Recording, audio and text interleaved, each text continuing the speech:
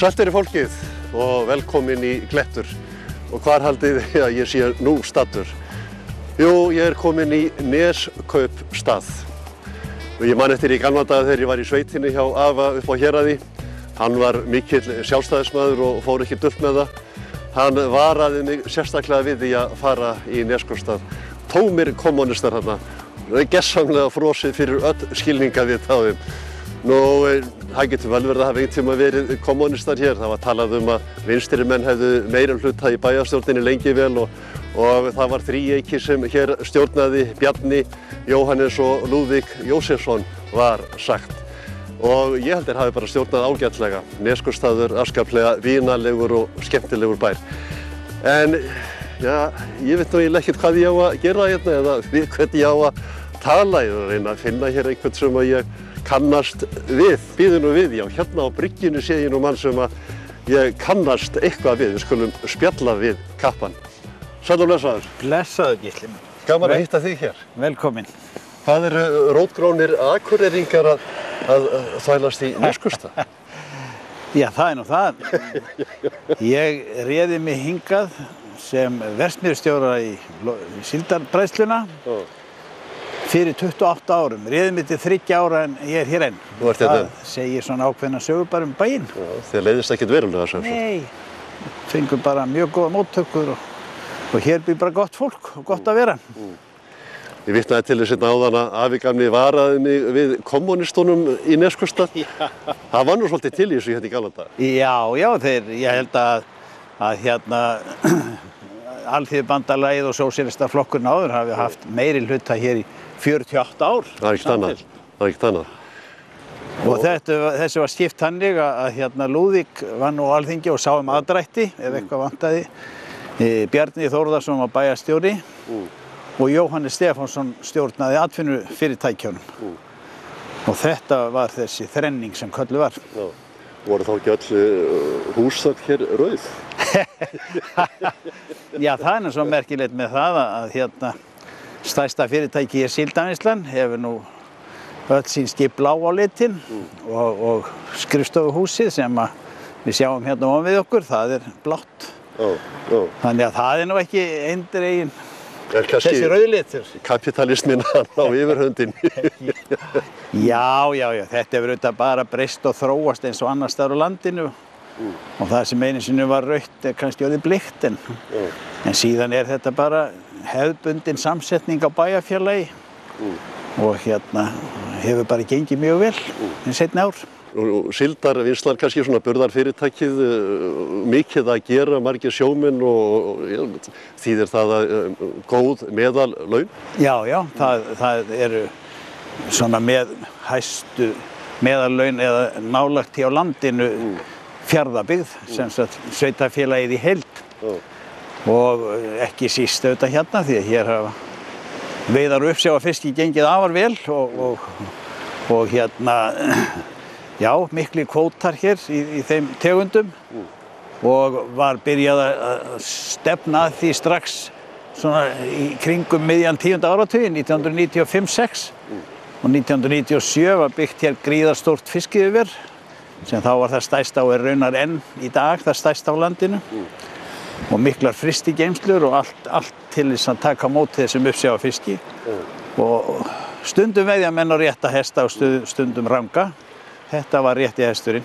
Kannski loðnuvertíðin brást nú svolítið í veturinn, núna eru þeir að moka upp kolmunna ekki rétt? Já, það er hér bara alveg strollan af skipum sem er á kolmunnaveiðum, suður Færeyjar.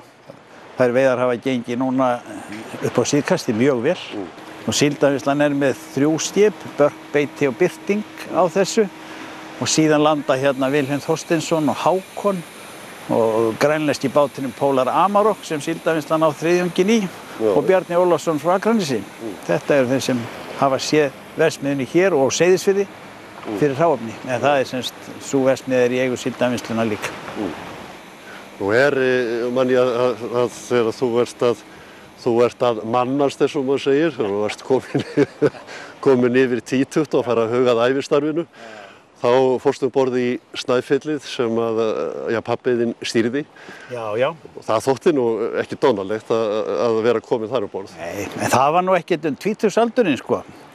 Þegar við bræður, sérstaklega var nú ég, Bjarni og Árni, Baldvin að nokkru leyti líka, en við fórum á sjó með þeim gamla, bara næstu því þegar við gátum gengið. Ég held að ég hef verið 7 ára og var 3 sumur samfellt á trolli og síld á Snæfellinu.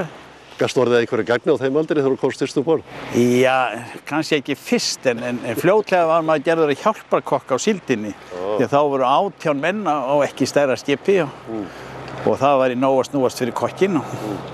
En hann auðvitað var bara að réða okkur bræður í vinnu því að hann borgaði okkur sjálfur laun. Það var þetta 300–400 krónur fyrir sumarið og maður þóttist vera alveg bara moldríkur þegar maður kom í land. Nú seinna varstu vélstjóri á þessu skipi. Já, já. Nú ef ég man rétt þá varstu komin í karlakór á Akureyri áður og þú fluttir í burtu. Já, eftir að ég hætti á sjónum þá gekk ég til liðs við karlakór Akureyrar.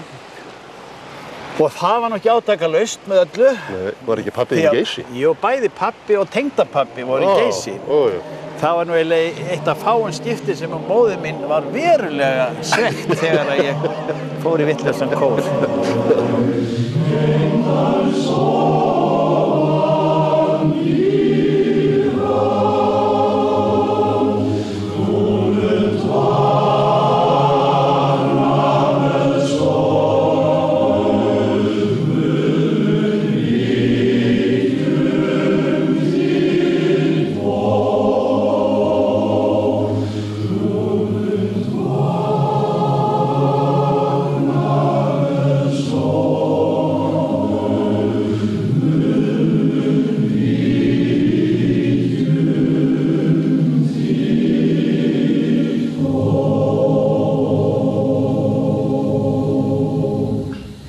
Málið var það að í karlakór Akureyrar var haldinn dansleikur svona cirka einu sinni í mánuði, oftast nær inn á Laugaborg og svona með upp miðnætti þegar með voru kannski aðeins búin að fá niður fyrir brjóstið á sér þá voru menn raddprófaðir inn á klósetti og þannig fekk ég nú inngöngu. En þarna hefur þið væntanlega fengið svona söngbakteríur og þú ert að syngja í kór hérna? Já, síðan hérna þegar við fluttum hingað austur þá þekktum við náttúrulega nánast enga, þó bjó nú systir mín hérna. Það var nú svona eini tengiliðurinn. En sko við ræddum það sama hjónin. Hvernig hefur nú að kynnast svona fólki með kannski svipaðar hugsanir á sem fljótlegastan hátt. Og þá datt okkur í huga að tala hér við organistan, hann mikla sómamann Ágúst Ármann. Og hérna, hann bauð okkur velkominn og við erum hér enn. Búin að vera 28 ár í þessum kór. Þetta er auðvitað kór Norðfjarðarkirkju og svo er Fjarðabyggðarkórinn sem hefur verið að gera víðreist undanfarin ár.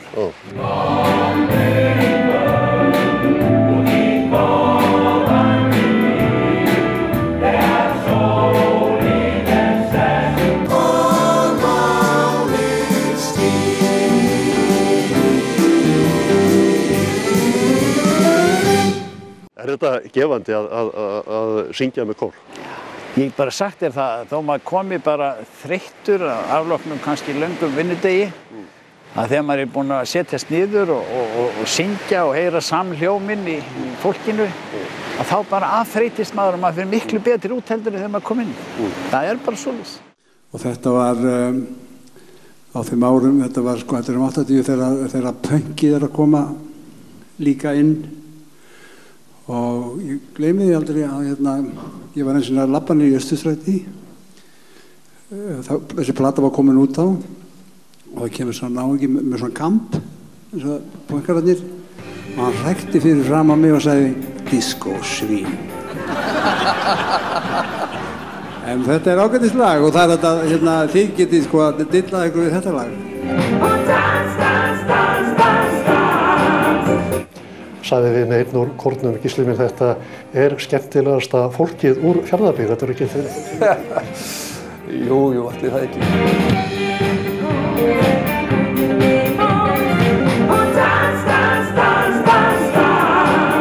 Eru þið, Fjarðamenn, eru þið farnir að sameinast, eru þið farnir að tala Fjarðabyggð, virkar þetta, eru þið orðin ein heild? Já, svona að hluta til, en ég held að það þurfi eina kynslóð alveg til þess að þetta sameinist nú að fullu.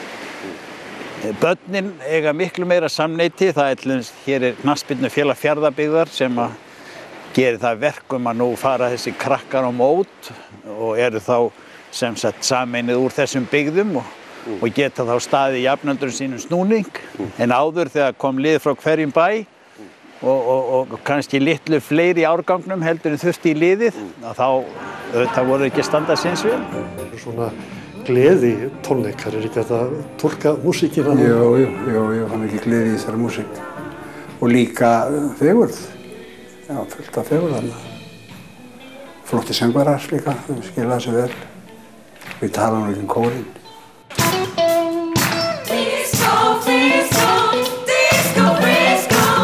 It's the coolest place in town. Disco Frisco, Disco Frisco.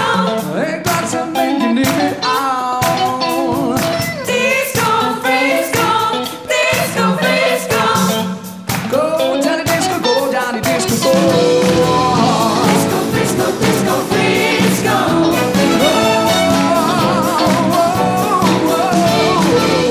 Disco Frisco, Disco Frisco.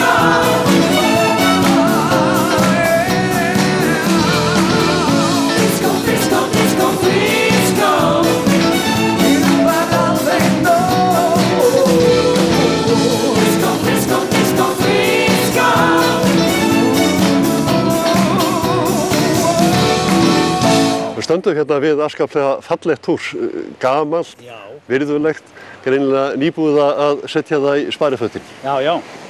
Þetta á sér langa sögu. Upphaflega hét þetta sameinaða verslunin sem átti þetta og var hér með verslun og síðan búið að reka í þessu alls konar fiskverkun, saltfiskverkun, netavestæði og svo var þetta búið að vera geymsla í fjölda ára og var orðið mjög af því dregið þegar var ákveðið að bjarga húsinu og breyta þessu í safnahús og hér eru 3 alveg fjallmyndaleg söfn. Það er náttúrugripasafn sem mér finnst nú vera bara með almerkilegustu náttúrugripasöfnum, það er svo vel uppbyggt. Skemmtilega uppbyggt og meira síðan fuglahljóð og sjávarhljóð. Já, verulega skemmtilegt. Þegar safnið er opið. Og svo er hérna smiðjumunasafn Jósafats Hinrikssonar, hann var Norðfirðingur ætt og uppruna og sem sagt að ekkjan eða fjölskyldan hans gaf þetta safn hingað austur að honum látnum. Og síðan er málverkasafn Tryggva Ólafssonar sem einnig er Norðfirðingur. Ég get tekið undir það með þér, ég er búinn að skoða safnið. Kemur verulega óvart þegar maður kemur inn og svo hverja hæðinu eftir annar og alltaf tekur eitthvað nýtt við. Og ég vil ekki að hvetja ferðalanga til þess að gefa sér tíma til að staldra við, að það nú helst bara hálfa dag við þetta. Alveg endilega sko. Það er ekki spurningu það. Að það er þetta og svo er hér margt að skoða í sjálfu sér. Hér er eiginlega ferðamanna paradís hérna við Norðfjarðarflóa hérna með Suðurfjörðunum. Hér er afar góðar gönguleiðir sem að fjöldi fólks fer hverju ári. Og merktir göngustígar. Já, merktir göngustígar hér alveg á milli fjarða og út allt. Þannig að það er gróska í athafn og mannlífi í Neskaupstað. Sko, menn eru farnir að sjá fram á það að það opnast ný árgöng hérna 2017 og gengur vel að sprengja og við sjáum þetta gríðarlega möguleika í því að fá betri tengingu því að sannarsagna er mörgum meinilla við að fara í gegnum gömlu Oddsskarðsgöngin því að þau eru bæði þröng og í þeim er blindhæð og það er eiginlega allt öðruvísi það á að vera. Við talum nú ekki Brekkota sitt voru megin við. Já, svo er þetta upp í 650 metra hæð og... Það er nú ekkert gaman mál að fara þarna eftir það sé hálku eða snjóun. Nei, það er bara svoleiðis sko. Þetta hefur verið mjög hættulegu vegur. En er ekki hérna þá bara ríkjandi bjartsýni hjá fólki almennt? Það er það. Það hefur svona verið, það kom ekki þessi húsnæðissprengja hérna fyrir hrunið. Þegar álverið kom á hérna Reyðarfirði, þá var mikil sprenging þar og eins á Eskifirði og upp á Egilsstöðum. En það náði ekki hingað en samt sem áður er það svo að hér er núna húsnæðisskortur og hann umtalsverður. Og það eru svona Já, hugleiðingar að nú fari menn að byggja aftur og þetta fari að lifna við. En það hefur fjölgað fólki hérna. Við höfum fengið heim ungt fólk úr námi sem mikils virði og það gerir bara einfaldlega það verkum að hér bara vaxandi mannlíf. Hefur það kannski svolítið gerst samhliða þessari uppbyggingu, sjávarútvegsfyrirtækin eru orðin sterkari og stóriðjan við Reyðarfjörð, hefur það svona lyftist upp þannig að fólki sem ungt fólk fer nú yfirleitt í framhaldsnám, betur fyrr, en það gefur því þá tækifæri til þess að koma heim og fá störf við hæfi. Og það engin vafi á því að þetta álver á Reyðarfirði, það bjargaði Mið-Austurlandi. Ég reikna með því að þessi útgerðarfyrirtæki hefðu kannski verið svipuð eins og Síldarvinnslan. En með aukinni tækni þá hefur fækkað mjög starfsmönnum í þessum fyrirtækjum. Eins og í dag þó að Síldarvinnslan sé orðin mörgu sinnum stærri en hún var á árum áður, þá starfsfólk færra en var. Og það skapast bara af þessari miklu tækni. Og sú tækni auðvitað bráðnauðsynleg því að öðrum kosti væri þetta ekki ekstra hæf fyrirtæki. Bæði sjávarútvegurinn og stóriðjan þetta kallar á fólk með meiri menntun, þannig að það gefur þá heima fólki sem búið að fara í nám sem annars hefði þurft bara að vera á suðvesturhorninu tækifæri til að koma heim. Já. Kærkomin. Og það mikill fengur í því, það ekki spurning. Þetta annað í hug svona varðandi málvenju. Ég sagði nú að ásettarráði áðan í Neskaupstað. Þið segið í Neskaupstað. Já. Við komum í kaupstaðinn en ekki á hann. Nei. Og þetta heima málvenjar. Ég heyri svo margir landsmenn segja á Neskaupstað. Svo fer það alveg hryllilega í taugarnar á mér að það annarhver Íslendingur sem skrifar Neskaupstaði með 2 s-um. Og það alveg hrikalegt.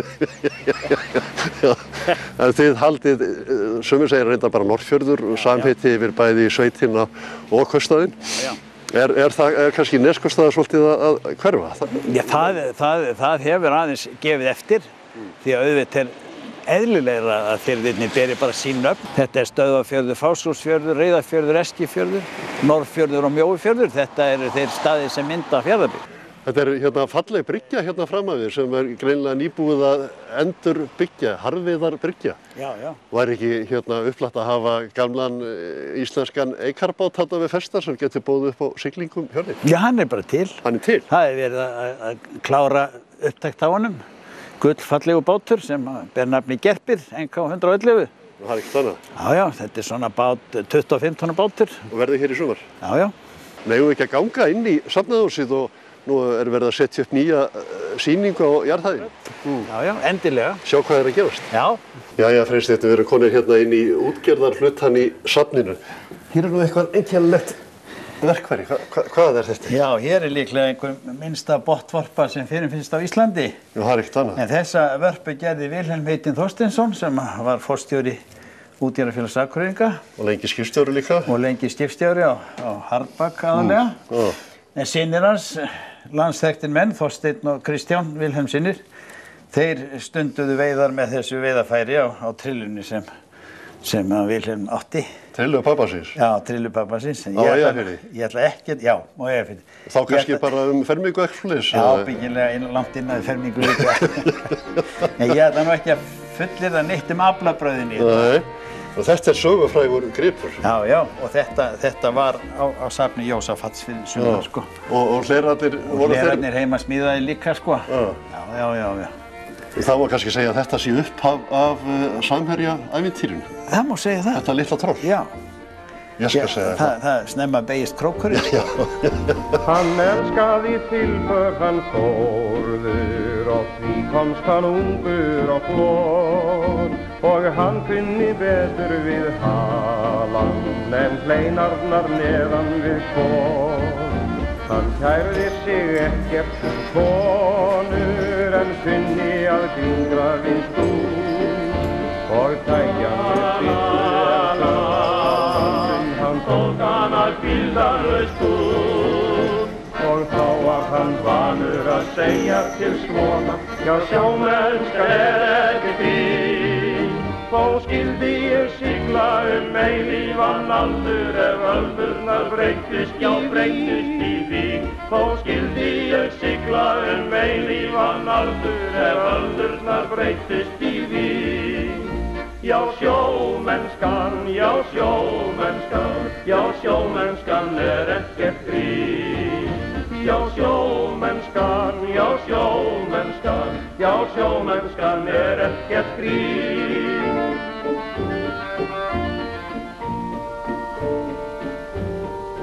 Jæja, þá erum við komin inn í safnahúsið hér í Neskaupstað og hér nú ýmislegt að sjá getið sagt ykkur. Hérna til dæmis myndasafn Tryggva Ólafssonar. Hérna eru trönur listamannsins, sloppurinn hans og skotnir. Það hefur einhvern tíma gengið eitthvað á, þetta reyndar ekki málverk eftir hann. Ég listamaðurinn með nokkrar af sínum myndum og svo hér heilmikið af myndum innan við og ég sé að það verið eitthvað að dunda hér við safnið. Góðan daginn hér. Já, góðan daginn. Hvað eiginlega að vera? Já, við erum að setja hér upp sumarsýningu sem að opna hér á sjómannadaginn. Það ekkert annað? Já, þetta gerum við hér árlega og búið að gera þetta í áraraðir. Þannig að því ekki fyrir fólk að segja sem kemur í Neskaupstað og það sagt þið allar ekki að skoða listasafn Tryggva. Ég löngu búinn að skoða það.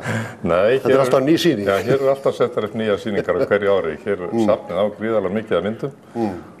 Margar miklar perlur í ferli Tryggva Ólafssonar og það hefur alltaf verið möguleiki að skipta hér myndir reglulega og breyta upp á einhverju nýju.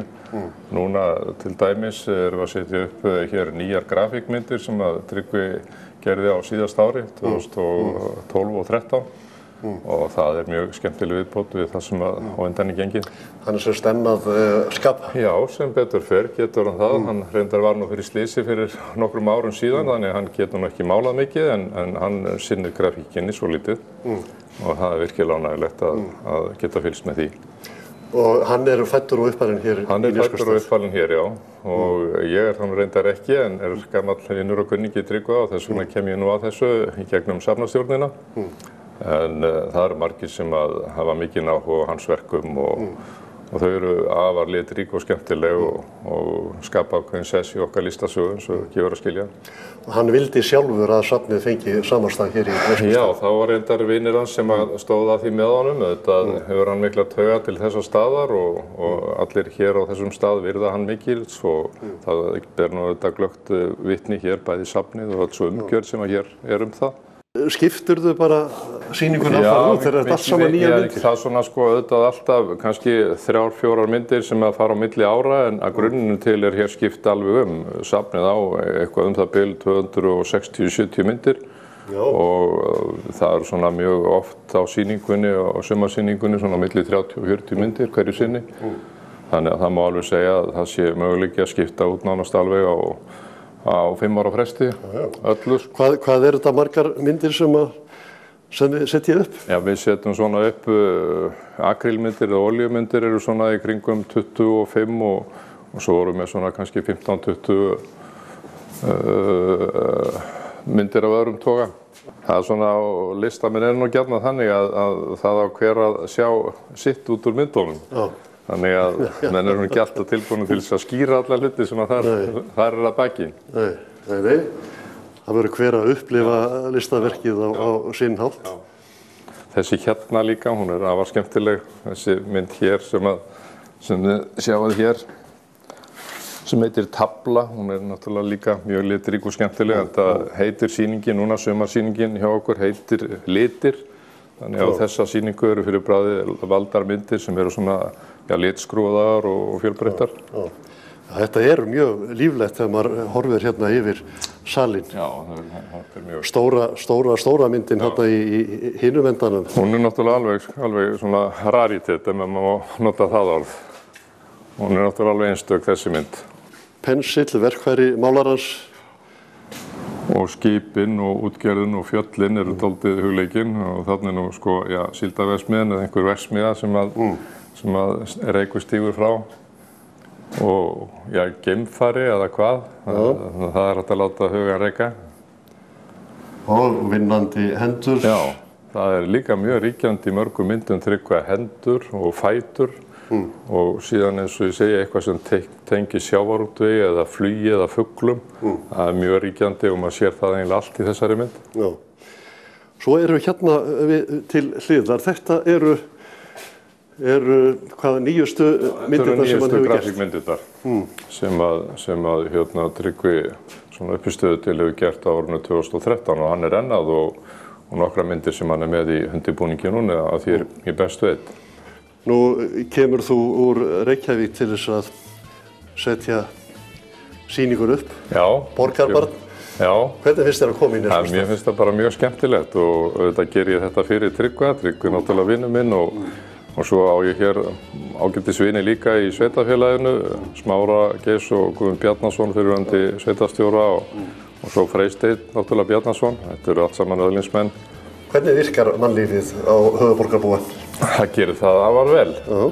Þessi sveitafélög hérna eru mjög sterk og eiga náttúrulega rætur í öllum. Sjálfur á ég nú sterkar rætur til Akranes og Borgarfjarðar og þannig að annað einhverju Reykjavík er nú ekki alveg ókunnugt fyrir mér.